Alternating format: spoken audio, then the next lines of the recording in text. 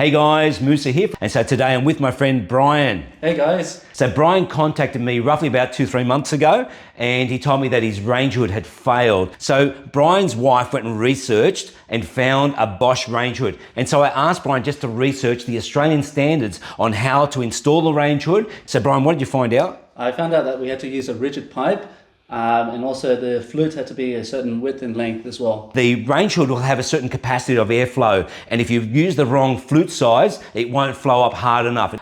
So if you are going to go into a 90-degree wall, because there is no way of going up, you can do that, but you have to use a hard elbow. So it's not only recommended to use a rigid pipe, but also steel or metal. I'll first just get this bracket out. I'm just going to mark this. I'm going to do a series of drill holes all the way around to cut through it.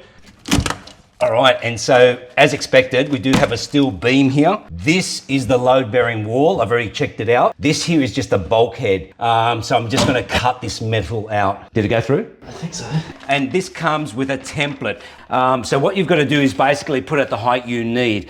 So Fair Trading say that you have to have your range hood off the bench by 650 mil. I'll just put a mark here first.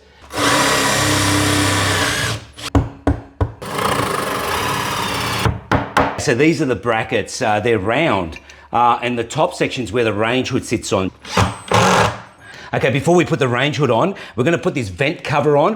All right, so we're ready to go now. All we're gonna do is just drop this in, sit over the red brackets. That's it. All right, so now all they've got to do is just put this little round nut on top. This is gonna be the flute we're gonna use. This is lock seam. I'm not gonna lock this into the range hood.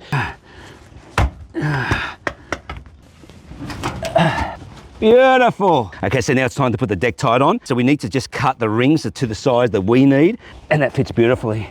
I'm actually gonna make a little bracket here. Let's fold it up, and I'm just gonna place that bracket just here to hold the pipe in place. Okay, so that's it. Okay, so now I just put the Chinaman hat on. Okay, so now I'm gonna use Selly's roof and gutter silicone.